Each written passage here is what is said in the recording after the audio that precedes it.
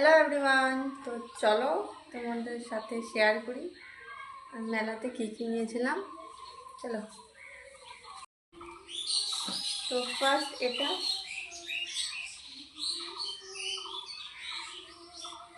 যেটা আমার খুবই পছন্দ, খুবই ভালো লাগে। আর সেকেন্ড হচ্ছে দুটো লাভ।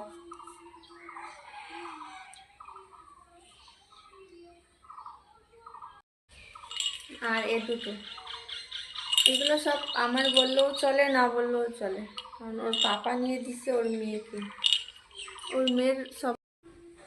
আর লাস্ট হচ্ছে দুটো, এই দুটো হচ্ছে আমার আন্টি নিয়ে দিচ্ছে আমার মেয়েকে।